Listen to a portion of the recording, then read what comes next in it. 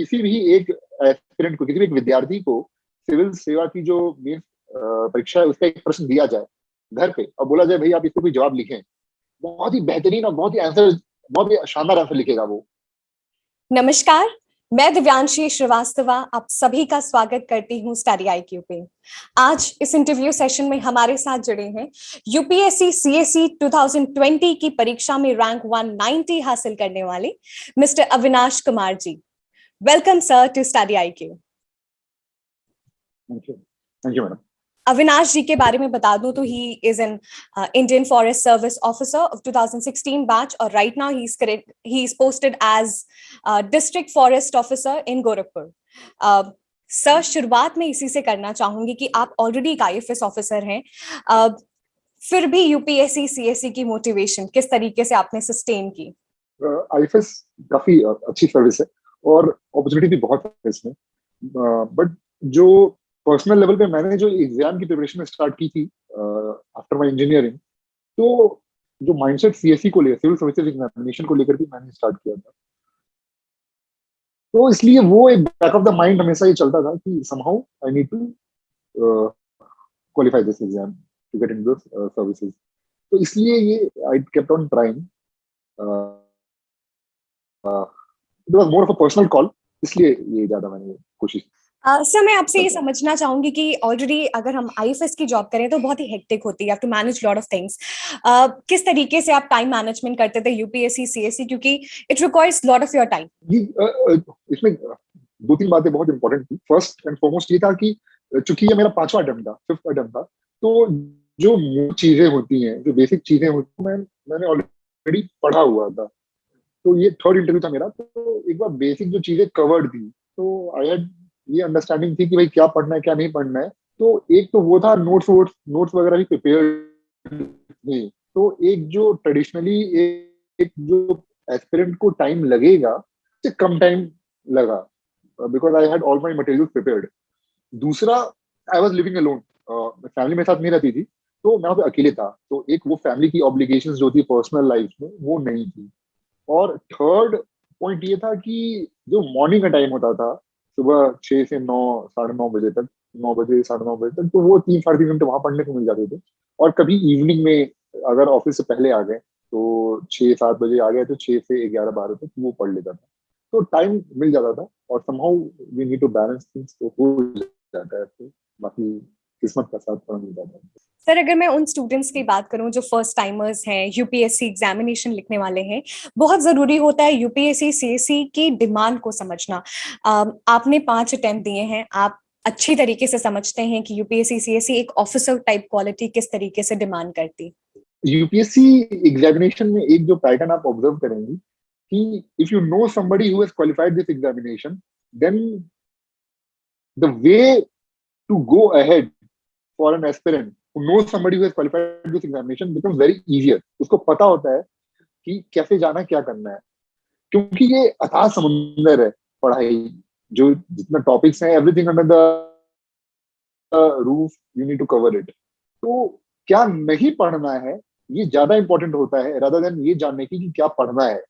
जब हम लोग नया नया स्टार्ट करते हैं तो वी स्टार्ट रीडिंग एनीथिंग, जो भी बुक मिलती है हम लोग उठा के पढ़ने लगते हैं, पर वैसा नहीं है। हमें पता होना चाहिए कि हाँ ये पढ़ना है, ये नहीं पढ़ना है। तो जो फर्स्ट अटेम्प्टर्स हैं, जो पहली बार एग्जाम दे रहे हैं, उनको ये जानना कि सिलेबस क्या है, क्या इसकी डिमांड है, कि क्या क्या पढ़ना है, क्या क्या नहीं पढ़ना है, एक विस्तृत रूप से इसकी तैयारी करनी बहुत आवश्यक है। और बहुत बार हम लोग क्या है ना, रूमर्स में फंस जाते हैं कि अरे इसमें तो ये भी करना पड़ेगा, उसमें वो भी करना पड़ेगा।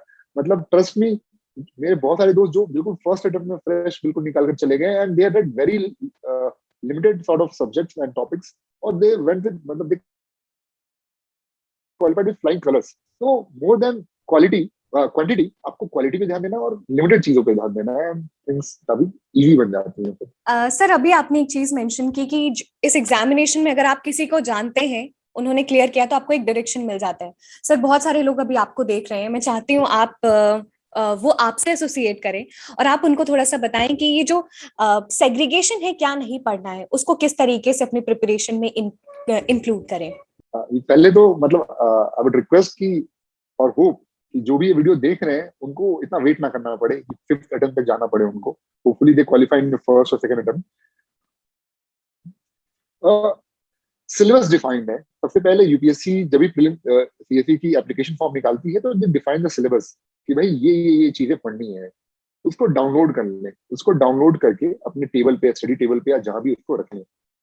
क्या क्या टॉपिक्स हम लोग को करना है उसमें बिल्कुल क्लियरली मेंशन है। उसकी जो सोर्सेज हैं, क्या किस किस किताबों से पढ़ना है, वो भी नेट पे अवेलेबल है। काफी टॉपर्स ने बिल्कुल डिटेल विस्तार रूप से बताया हुआ है। पिछले 3 4 5 सालों का क्वेश्चन पेपर डाउनलोड कर लेना है, ऑब्जर्व करना है क्वेश्चन की क्या पूछते हैं, और एक बढ़िया कोई मेंटोर मिल जाए। हो सकता है वो आपका दोस्त हो सकता है आपका वो फैमिली मेंबर हो सकता है आपका वो कोई कोचिंग की कोई टीचर हो। इनमें से 3 में से कोई भी हो सकते हैं वो, और उनसे डायरेक्शन लेना है और एक बिल्कुल डिटरमिन्ड वे से उन चीजों को कवर करना है किसी भी सब्जेक्ट के लिए। फॉर एग्जाम्पल, अगर हिस्ट्री है, हम लोग हिस्ट्री की बात करते हैं तो हिस्ट्री की स्पेक्ट्रम की एक बुक आती है मॉडर्न हिस्ट्री की, और मॉडर्न हिस्ट्री की तमाम और बुक्स हैं अच्छे अच्छे ऑथर की बुक। एज ए लिटरेरी बात करें, एज ए नॉलेज वाइज बहुत अच्छी अच्छी किताबें हैं, पर एग्जाम पर्पज से एक ही टॉपिक के लिए 3 4 बुक पढ़ने का कोई औचित्य नहीं है। एक ही बुक को लें, उसी को बार बार पढ़ते रहें, बार बार पढ़ते रहें, और ये काउंट ना करें कि अरे यार ये तो मैंने 5 बार पढ़ लिया है। ठीक है, वो 5 से 50 बार भी हो जाए तो घबराना नहीं है, वही बुक से पढ़ते रहना है। सर ने बहुत ही एक्सप्लिसिटली बताया कि किस तरीके से लिमिटेड सोर्सेस का आपको इस्तेमाल करना है। सर मैं जानना चाहती हूँ प्रीलिम्स के लिए क्या कुछ स्पेसिफिक स्ट्रैटेजी होनी चाहिए एस्पिरेंट्स की? प्रीलिम्स अभी हाल ही में नजदीक भी है, अक्टूबर में है। तो प्रीलिम्स में पिछले 3 4 सालों में ये हो रहा है कि क्वेश्चन थोड़े ट्रिवियल आ रहे हैं। ऑप्शन में कुछ ऐसे फैक्ट्स आ रहे हैं जो कहीं नहीं मिलेंगे, मतलब किसी भी बुक्स, नॉर्मल बुक्स में जो ट्रेडिशनली हम पढ़ते हैं उसमें अवेलेबल नहीं होता है। तो वहां पर क्या है, एडुकेटेड गेस मारनी होती है। मतलब I am being very frank, मतलब nobody can claim that I knew that answer question hence I got 2 marks into it. बहुत बार हमें तुक्का मारता है, मतलब बिल्कुल लेमन लैंग्वेज में तुक्का मारना पड़ता है। तो थिंग्स कम डाउन कि भाई आपके कितने तुक्के सही हुए। तो वो तुक्का हम लोग ये समझते हैं, अरे तुक्का मार दिया मतलब भाई चांस निकल गया प्रीलिम्स, बट ऐसा नहीं है। थीम ये है कि if you solve 500 to 1000 prelims question, जो किसी भी टेस्ट सीरीज से आप क्वेश्चन बैंक उठा लें, उसको प्रैक्टिस कर लें, तो आप जब उसके बाद जब कोई तुक्का लेंगे, कोई गेस मारेंगे, तो that would be an educated guess. तो एडुकेटेड गेस की सही होने की जो चांसेस हैं वो काफी बढ़ जाती हैं। तो थीम यही है कि if you keep practising question set, मतलब आप किसी भी टेस्ट सीरीज, किसी भी कोचिंग के टेस्ट सीरीज को उठा लें और उसको प्रैक्टिस करें। प्रैक्टिस करने का मतलब ये है बड़ा, मतलब अगर मैं डिटेल में बताना चाहूँ तो डिटेल में बताने का ये है कि मैं क्या करता था, कोई टेस्ट सीरीज उठाता था, उसमें से 1 to 100 क्वेश्चन में अटेम्प्ट लेता था। 100 क्वेश्चन में से अराउंड 35 to 40 क्वेश्चन ऐसे होते हैं जो श्योर शॉट पता होता है कि हाँ ये तो सही है। 40 to 70 क्वेश्चन ऐसे होंगे, 30 क्वेश्चन ऐसे होंगे जो आपको 50-50 पता होगा, और रिमेनिंग 30 क्वेश्चन ऐसे होंगे जिसमें आपको कुछ हवा नहीं होगा। मतलब यू वुड हैव जस्ट, हाँ भाई ये है, but what is it, you won't be aware about it. तो वो जो 30 क्वेश्चन है, जो लास्ट के 30 क्वेश्चन जिसको कुछ पता नहीं आपको, उसमें आप तुक्का लीजिए। तुक्का लेने के बाद मॉडल आंसर से आंसर मैच करिए, तो आपका तुक्का सही हुआ या गलत हुआ, दैट इज डिफरेंट थिंग। आपको वो 30 question what was the real answer, उससे अपने को तैयार कर लें। तो इस तरीके से फिल्म पेपर सेट लीजिए और प्रैक्टिस करते रहिए। और सर अगर हम मेंस की बात करें तो ओवर द इयर्स हम देख रहे हैं मेंस में बहुत एनालिटिकल क्वेश्चन आ रहे हैं। तो जो एनालिटिकल अप्रोच है, आप सिंपली पढ़ के नहीं जा सकते कि you know all the facts, all the theory, but you have to analyse. तो ये जो एनालिटिकल अप्रोच है वो कैसे डेवलप करनी है एक एस्पिरेंट को, स्पेशली जो फर्स्ट टाइमर्स है? ये जो एग्जाम है, mains examination, more than knowledge, it is about your writing skills and how fast you write and how good you write. Are you able to convey your thoughts or not? More than knowledge और analytical part, इसमें आप लिखते कैसा है वो important है। Example के लिए, अगर किसी भी एक एस्पिरेंट को, किसी भी एक विद्यार्थी को सिविल सेवा की जो मेन परीक्षा है उसका एक प्रश्न दिया जाए घर पे और बोला जाए भाई आप इसको कोई जवाब लिखें, बहुत ही बेहतरीन और बहुत ही शानदार आंसर लिखेगा वो। पर उसी क्वेश्चन को अगर एग्जाम में दे दिया जाए और 3 घंटे के अंदर 20 क्वेश्चन लिखने को बोल दिया जाए, तो वो again it becomes a different ball game. तब फिर वहां पर क्या होता है कि you need to be fast, और जो चीजें हैं वो तुरंत पेपर पे आ जाएं। आपके पास सोचने का टाइम भी नहीं होता है। मतलब ऐसा होता है आप क्वेश्चन पढ़ती हो और पढ़ने के साथ ही आप आंसर लिखना स्टार्ट कर देती हो। You don't need to wait and think कि भाई इसमें कैसे ड्राफ्ट होगा। तो it is more of a automatic mode. तो ऑटोमेटिक मोड तभी हो सकता है जब आप उसके लिए प्रैक्टिस करें। और अगेन कुछ लोगों में देखिए इनबिल्ट एबिलिटी होती है, जो चीजों को तुरंत अपना फ्रेश बिल को जाके पुटअप कर देते हैं, बट कुछ लोग में वो नहीं होती है। तो दे नीड टू प्रैक्टिस, उनको प्रैक्टिस करना पड़ता है। और प्रैक्टिस कर करके you would reach to a certain stage जहां पर आपके सामने कोई भी क्वेश्चन रखा जाए, you are prepared for it. आपके पास मटेरियल रेडी है, उसको आप सीधे वहां पर पुटअप कर दोगे। I am not saying you need to mug up करने की जरूरत नहीं है। पर जैसे एग्जाम्पल लू क्रिकेट का, तो अगर विराट कोहली जब ड्राइव मारते हैं, उनके एज से उनका एज लगता है वो कैच आउट होते हैं, तो वो चाहे थ्योरी कहीं से पूछ ले, कोच से डिस्कस कर लें, पर जब तक वो नेट प्रैक्टिस नहीं करेंगे तब तक वो शॉट पे कॉन्फिडेंस नहीं आएगा, या फिर वो एज वाली इश्यूज सॉल्व नहीं होंगी। तो जो भी इशू है वो लिखने से ही सॉर्ट आउट होगा। और जितना लिख सकते हैं, मतलब ये बस लिखने की ही एग्जाम है। आप लिखते रहें, लिखते रहें, लिखते रहें, लिखते रहें। तो वो बहुत जरूरी है। सर, अगर हम करंट अफेयर्स और न्यूज़पेपर रीडिंग की बात करें तो ये हमेशा एक डिलेमा रहता है कि कितने साल का न्यूज़पेपर पढ़ना है, एग्जामिनेशन से पहले न्यूज़पेपर कैसे पढ़ना है। तो अगर उसको आप थोड़ा सा हाईलाइट कर सके। देखिए, जो फर्स्ट टाइम एस्पिरेंट्स हैं, जो पहली बार एग्जाम दे रहे हैं, तो उनको, मतलब जैसे मैं भी था 2014-15 में, तो I was not aware of major issues उस समय। तो coming from an engineering ground, तो ह्यूमैनिटीज वाला जो माइंडसेट होता है ना, एनालिटिकल चीजों को, सोशली अवेयर नहीं था मैं। आई am being very Frank upon this. तो न्यूज़पेपर पढ़ने से पहले तो जो सोशल अवेयरनेस होता है, वो हम लोग को समझ में आता है कि भाई हाँ चलो ये भी इश्यूज हैं। मतलब सेकुलरिज्म का जो कॉन्सेप्ट है वही, फिर सोशल जस्टिस है, फ्रीडम ऑफ एक्सप्रेशन है। तो ये सब चीजें हम लोग देन वी रियलाइज कि भाई हाँ, these are major discourses which is going in our present times. तो एक तो पहले जनरल अवेयरनेस के लिए न्यूज़पेपर बहुत जरूरी है। सेकंड थिंग इज दैट कि UPSC requires a well read person, and well read person doesn't mean that he should be well aware of all the facts and knowledges present in the books.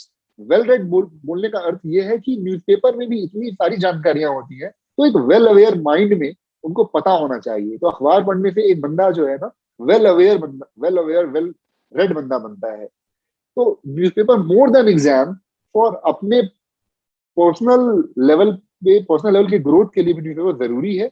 और newspaper तो बिल्कुल पढ़ना चाहिए, daily पढ़ना चाहिए। आप starting में जब हम लोग करते हैं तो न्यूज़पेपर पढ़ने में 2 से ढाई घंटे लगते हैं, एंड ग्रेजुअली वो टाइम आधे घंटे 40 मिनट का न्यूज़पेपर पढ़ लेती हो। तो आप सुबह उठे, आधे घंटे 40 मिनट का न्यूज़पेपर पढ़ लें। और अगर इन एनी चांस आप न्यूज़पेपर नहीं पढ़ पा रहे हैं, तो खून जलाने की आवश्यकता नहीं है। बहुत सारी कोचिंग इंस्टीट्यूट के नोट्स आती हैं, करंट अफेयर्स की नोट्स होती हैं, उनसे पढ़ लें। But that is good for revision. Newspaper आप जब पढ़ेंगी 1 साल का, उसका नोट्स बना लेती हैं तो वेल एंड फाइन। बट बहुत बहुत ऐसा होता है कि हम लोग नोट्स नहीं बना पाते हैं, तो वो रिकलेक्ट करना बहुत मुश्किल है। इस एग्जाम के लिए वही पढ़ें जो आप रिवाइज कर सकती हैं।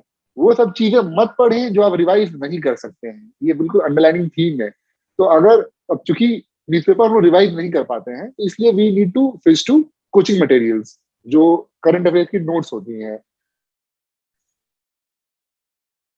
वो रिवीजन है, पर पर्पस ही कुछ और है। उस पर्पस के लिए हमें न्यूज़पेपर पढ़ना चाहिए डेली, आधे घंटे तो 40 मिनट के लिए कम से कम।